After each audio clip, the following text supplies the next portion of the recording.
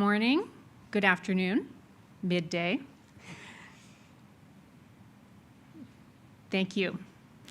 My name is Tricia Westman. I am the Director of the Science and Research Branch with the Ministry of Natural Resources and Forestry, or Ministry of Natural Resources. Thank you very much for joining us here today. And we have an exciting announcement from our Associate Minister, Kevin Holland, who is the Associate Minister of Forest and Forest Products. So I would like to pass the microphone to him. Thank you. Well, thank you, Tricia, and welcome everybody. It's really great to be back here in Sault Ste. Marie and to have the opportunity to come and visit you here at the Forest Research Institute. I want to thank you for hosting us today for today's announcement. And it's always so encouraging to see natural resources innovation in action, especially when it highlights the collaboration and expertise of ministry staff and industry working together to support Ontario's forest sector, which is a vital economic driver of growth and prosperity all across our province. Now, forestry generates close to $21 billion in business revenue, and close to 155,000 workers depend on the good-paying jobs it provides, many of which are in Indigenous, rural, and northern communities. Simply put, forestry built Ontario. Protecting it and ensuring it can continue to grow and compete is a top priority for our government. That's why just a few weeks ago, we released a roadmap to protecting Ontario's forestry sector. The roadmap is a 10-year path forward with a clear 2-, 5-, and 10-year goals designed to safeguard the future of forestry in the face of global uncertainty, trade pressures, and a rapidly evolving marketplace. It sets out 3 pillars of action to defend productivity, adapt in times of change, and grow Ontario's forest sector for generations to come. Guided by the roadmap, our government, under the leadership of Premier Ford, is building a stronger, more diversified forest sector. Since 2018, we have invested more than $355 million in key programs that have helped to modernize and expand the forest industry, helping to create jobs and foster innovation. Earlier this month, I was in Thunder Bay to announce a $5.5 million investment in a pilot project at Greenwater Technology to grow the commercial production of biofuel from forest biomass. And just last week, we announced a $10 million investment in a major modernization project to adapt Georgia Pacific Northwood's oriented strandboard anchor mill in Englehart. And here in Sault Ste. Marie, our government is delivering on another key commitment in our forestry roadmap, improving the quality and accessibility of forest data. Today, I am pleased to announce the province is investing more than $14 million over the next 2 years to continue modernizing its Forest Resources Inventory, or FRI. Forest Resource Inventory provides a detailed picture of Ontario's forests, covering nearly 500,000 square kilometers across the province. It tells us exactly what's in our forests, from the number of trees to key characteristics, including type, size, and age. This information is essential to supporting the forest industry. Providing highly accurate and timely information on wood supply will improve harvest planning and enable faster, data-driven decision-making, reducing operational burdens all across the sector. It will strengthen the competitiveness and resilience of Ontario's forest sector, helping businesses adapt and grow to meet the opportunities in emerging markets. By leveraging advanced technologies, we are reinforcing Ontario's leadership in sustainable forest management. As I have seen firsthand today, compiling that information is highly technical and has come a long way, and I want to thank the team here for providing me the insight earlier, just before today's announcement. And it's great to see. I have to give a shout out to Dave from Thunder Bay as well. So, nearly 80 years ago, forest inventories were created using hand-drawn maps based on aerial photographs. That evolved into digital images, and fast forward to today and the use of LiDAR, a remote sensing technology that uses laser pulses to create very precise 3D images. The investment announced today will give our team precise information about forest structure and allowing us to track changes over time. The scale of this data is extraordinary. More than 3,700 terabytes collected to date, and I was educated how much a terabyte is. So. To put that into perspective, that's more than 8 times the amount stored in NASA's Hubble Space Telescope data archive. It's truly amazing.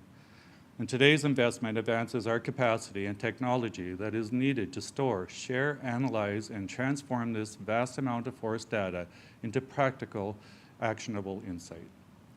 Reliable, timely data will strengthen long-term growth while reinforcing the sector's competitiveness and resilience in the face of ongoing challenges.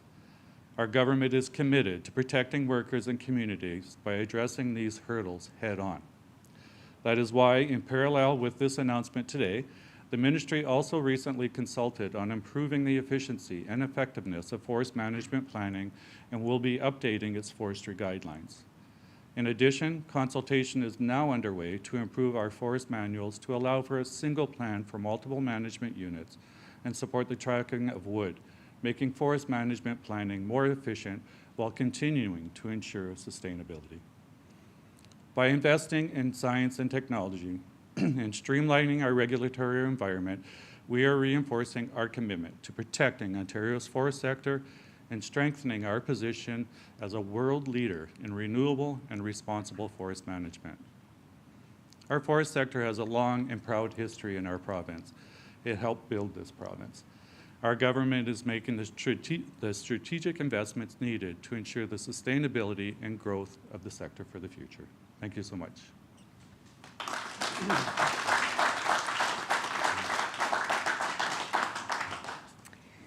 Thank you, Associate Minister. So as we've learned, it's an exciting time for the Forest Resources Inventory Program with the Ministry.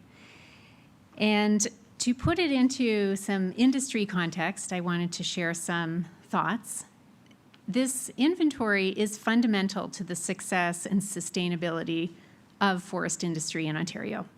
And as the Associate Minister shared, LiDAR-based inventories provide a really rich spatial story of our forests, where they are, how old they are, what species they contain, and how they changed with time. And this information is used by industry on multiple levels.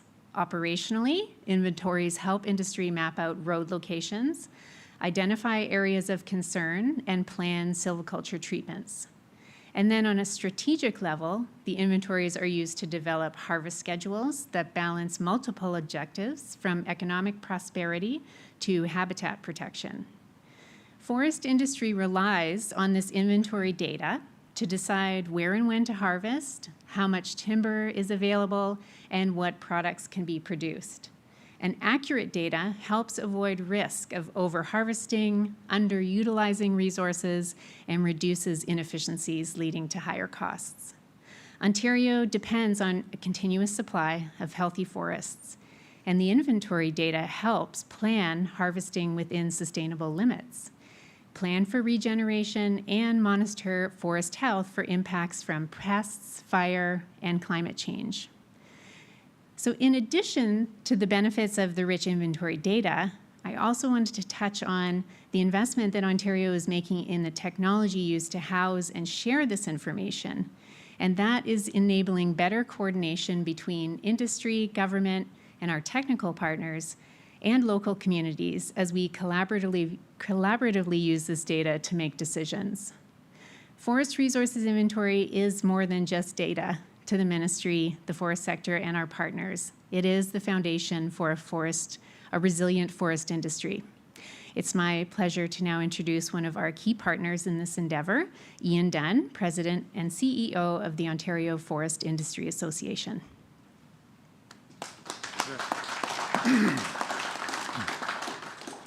Good afternoon, everyone. My name is Ian Dunn. I'm the President and CEO of the Ontario Forest Industries Association. I represent 55 member companies in the province of Ontario, companies that manage public forests on behalf of the people of Ontario, and companies that make forest products, so lumber, pulp, paper, engineered wood products, and energy. And it's my honor to once again be standing beside Associate Minister Kevin Holland in support of today's announcement. Ontario has 40 million hectares of productive publicly owned forests, and about 28 million of that are within the managed forest zone. Forests are quite literally Ontario's biggest asset. And before any management decision is made, foresters, forest managers, they need data. And this is done through the forest resource inventory system that we have. Inventory really is the foundation of the entire sustainable forest management system and framework that we have here in Ontario, understanding forest structure, species and ages, and essential to where we want to make or see our forests go into the future. The management of wildlife habitat, the impact of natural disturbances like fire, insect outbreaks, and disease, monitoring previously harvested areas and renewal, and critical business and investment decisions by forest companies and mills depend on the quality, accuracy, precision, and availability of this data. Through the collection of Crown dues, our members have made massive investment in partnership with the ministry to improve and modernize Ontario's forest resource inventory for the benefit of all Ontarians. There have been many eras of Ontario's forest inventory, actually stretching all the way back to the 1700s, where the Crown began mapping stands of white pine timber for the British Navy to supply them with masts, to earlier aerial photography beginning in the 1920s, to the current era of digital transformation and the integration of LiDAR technology and data.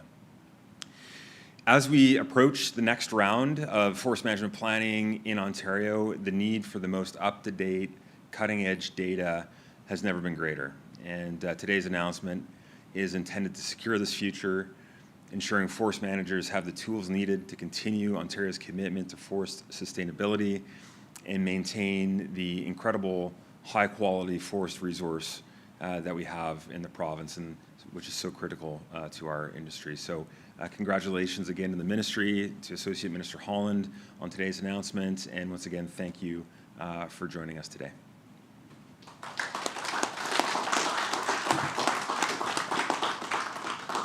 Thank you, Ian. I would like to introduce next another one of our partners, technical partner, that is.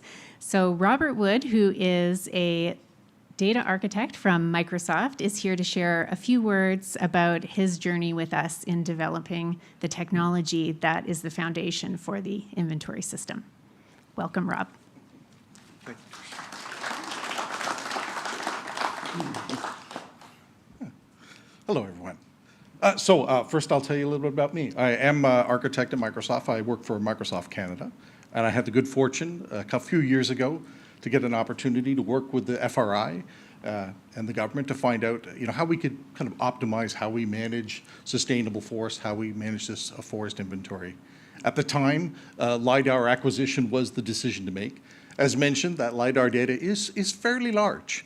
And so we needed to find safe ways of storing that data for long periods of time and making that data accessible to others. So sharing this information with the industry was kind of a key goal for us, and we wanted to make sure that we had ways of collaborating, both with the industry, both with researchers who are also focusing on forestry information, as well as, in some cases, we had to work with vendors and various other parties and ministries in order to make this data available for many other purposes. It's been a pleasure to work with the FRI team in terms of understanding the data science work that's been going on. And at Microsoft, we got involved to try to see if we could take some of that science, those core metrics, calculations, processes that were in place, and how we could scale them up. When we're faced with petabytes of data, it does take some scale of compute to be able to meet the need, and that's really where Microsoft came in. As you know, Microsoft does have a cloud up here in Canada, and so we use the Azure cloud in order to sort of facilitate the storage, as well as provide the compute in order to produce all these insights for industry and for others to use. We did start a few years ago, as mentioned, and so the acquisition of the LiDAR was step one. We also worked with the field program, and the field program is for those who go out into the forest and measure trees. There's an awful lot of data that's been gathered on the actual growth, soils, trees, vegetation, understory, lots of metrics have gathered. And so we did some app innovation around how do we actually collect this data in the field. There are very interesting aspects to collating data in the field when you're disconnected from the internet, and it's cold out and it's wet out and you're in all sorts of different access conditions. And so we tried to make sure that we could provide a solution that would work well with the FRI team and the vendors that are involved in some of this collection. As we took that data from the field and the LiDAR, we of course needed to do immense amount of processing. And so we used a lot of the kind of the scale of the cloud, which I'm sure you're all very familiar with, in order to sort of do that kinds of processing. And we produced many derivative products, and there was mention here about all the sorts of wonderful data science outputs that's produced by the FRI team. And Microsoft's role is primarily just to support from an infrastructure perspective. We wanted to make sure that all this information was available for parties to be able to consume, and I mentioned all those parties before. We did find, as part of this process, we needed to collaborate more. And so one of the areas that Microsoft focused on was building something called the Partner Portal, which is our way of providing secure access to data that we share specifically with the industry and other industry partners and research partners. We do have a public data set as well, but there is some data that's kind of more specific and tailored for the industry. And we share that with the Partner Portal, and that's a product that we built together with the FRI team. I think really the exciting stuff is what's to come. We've done this wonderful job of acquiring all this data, and now we're trying to see how we can best put this data to work. The vast scale of the data is perhaps beyond sort of mere mortals to be able to process and analyze, but there's been so much insights onto what is important in the data, what are the identifiers, what are the triggers, what are the processes and workflows. And we're sort of looking for things like machine learning and AI to figure out how can we start to really take some of those practices and kind of scale them up. We're not replacing people, but we want to make sure that we can optimize the workflow, because there's important work that's done by the photo interpretive team, the disturbance modeling and the analysis, and we want to see if we can kind of optimize that workflow as much as possible. And so in closing, I'd like to thank the FRI team for a wonderful opportunity to work on these projects together. I know we've got some more things in the roadmap ahead of us, and with that, I'll say thank you and maybe hand it back to Trish. Thank you.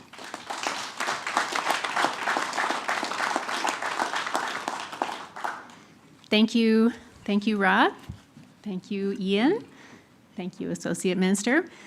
I think the number of people that have been involved in making this announcement really does speak to the collaborative nature that it takes to take, as Rob indicated, a bold step forward and really prime forestry for an exciting future. So thank you very much for doing this together with us. And at this time, this concludes the formal part of our event, and thank you everyone for attending. And for media, I'm going to turn the mic over to the Associate Minister for questions. Thank you. Any questions? Sure. Question me. Scrub. That's fine. Okay. Oh, we're good. Yep. Oh. Okay. Did you want to bite by the mic, or are you okay?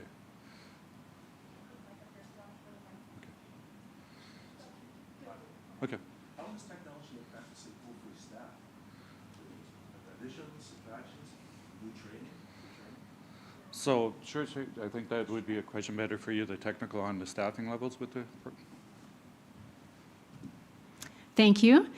This investment, I feel like if you cast your eyes on the look on Dave Morris's face, who's a research scientist here with the ministry, the investment in this technology is truly exciting. So it really opens up new avenues, not only, as you mentioned, for the skills that our staff can use as we start to learn more about the data and understand how to use this new information to drive, better forestry in Ontario. And it also expands the type of work that we can do in a more optimized way. So maybe previously where Dave, I'm using you as an example again, as a research scientist, to get really good information, it required a lot of field work to go out into the forest and really see what was happening on the landscape. And with inventory data of this richness, we still need to go out into the field to ground truth it. But the amount of thinking now that we can do and studying of the forest with a richer data set and much less time-consuming way, with less bugs and all the field excitement, it's much better. So I think the staff of the ministry are very excited. It is not taking anything away from the work that we're doing, and it is really opening up new doors to the future.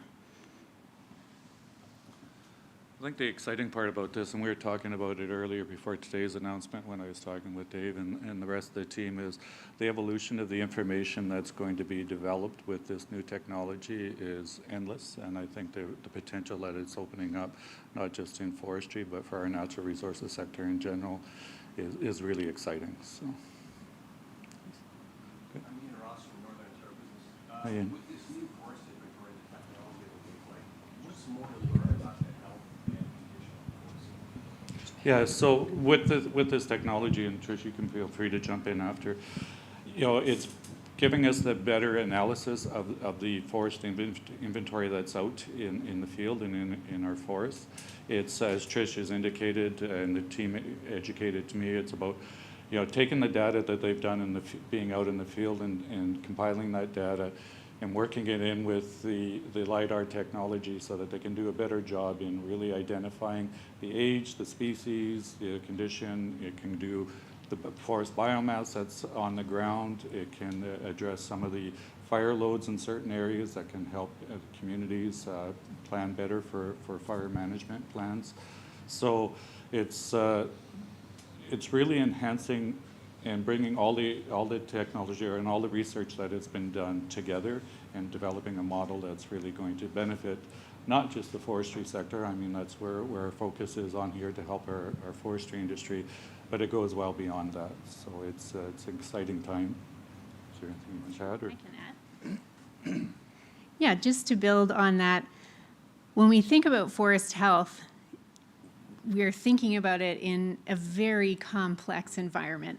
So many times when you are thinking about science on paper, you're looking for a direct cause and effect relationship. Spruce budworm has arrived, it's doing something to the forest, and then we see an effect from it. And one of the really exciting things about having very rich data is we can start to look at different disturbance events together and see the intercorrelation between events and look for trends. And that is really powerful because it helps us understand the dynamic environment of the forest on a much different level to see, are there linkages between pest activity and forest fires? How are those things correlated? And to study those, the better data that we have to understand the structure of the forest and how things change over time, we can start to make linkages across these different sort of plot points in the story of forest health. So it's very exciting. Thanks. And for Ian Dunn, how can industry use this information for new products in the mix, new markets, to attract investment? How can your members use it? There's probably two elements to that. First of all, the marketplace demands a sustainably sourced products. And in order for our member companies to demonstrate that to the marketplace, they have to demonstrate using data that they are sustainably managing the forest. And without this kind of information, it's impossible to do. So it really is foundational. For maybe attracting investment, each type of product requires a certain type of tree species and quality. And with LiDAR, we're much better equipped at finding those types of trees and that type of material out there on the land base, and also building road networks in a way that reduces costs to the industry. So I think it's the combination of those two that are going to really help drive investment and support our sector.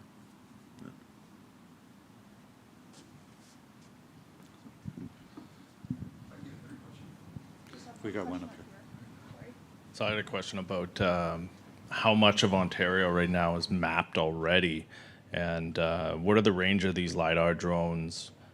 Is it going to be newer technology with the LiDAR sensors to get the biomass kind of readings?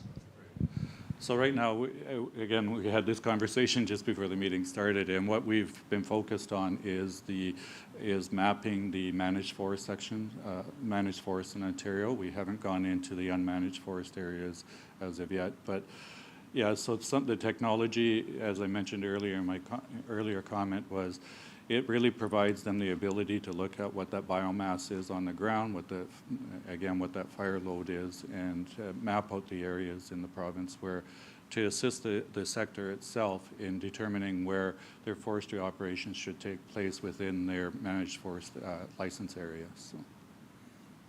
Okay. Is there a timeline when this will be fully built out and available for public use? I have really exciting news for you. It is available. So maybe just picking up on the earlier question. So we've finished acquiring the LiDAR data for the area of the managed forest, and that is, we have collected it, and that is sort of the initial building block of the inventories, and that is available for forest industry to use now. And then as we start to layer more information on top of that LiDAR data, it just enhances the data products that we can release and make available. And the first step, that acquisition of LiDAR, I just had heard the previous gentleman mention drones. It was done with fixed wing aircraft, and the sensors are attached to. We haven't moved to drone technology to acquire LiDAR at this stage.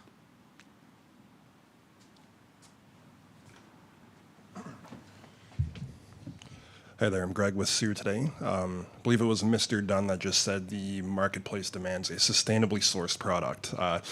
Regarding markets, I'm just wondering, how will this vast quantity of data help you find new markets, or perhaps with that increased efficiency, create more jobs? What is the overall economic impact here, I guess, is my main question down the road from this? So the data that's being compiled from this, from the LiDAR technology, is really mapping it out. The two biggest assets we have in the forestry sector in Ontario is the sustainable managed forests that we have. We're recognized the world over for our managed forest systems, and as well as the fiber content of the wood in Ontario is well sought after, well recognized and well sought after. So part of the technology and being able to determine the species, the age, the quality of the species in any given area is a tool that we can be using then as we go around and source out those new markets around the world with regards to what we can be producing and from a sustainable harvesting operations. And I think it really opens up a tremendous amount of opportunity for new markets, and as well as creating the efficiencies and the harvesting operations to make our products much more cost effective and more marketable in that respect. So Ian, I don't know if you want to add anything to that. Yeah. I would say first and foremost, this this program and this investment is about good forestry and good forestry practices.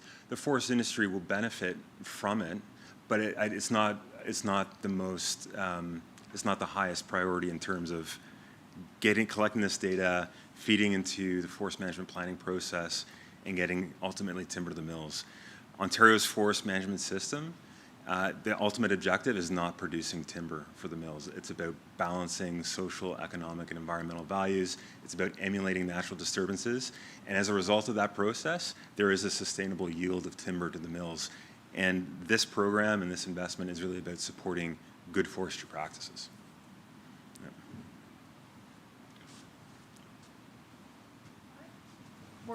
We're good to wrap it up. So thanks again, everybody, for coming out, and thanks to the team here for hosting today's announcement. It's great, as I said, to be back in Sault Ste. Marie. I'm really excited by this technology and what we can do with this information. appreciate you educating me a little bit more on the process, and I'm looking forward to continuing those conversations moving forward. But thank you to everybody for coming. It's great to see everyone here, and I wish you all the best. Take care.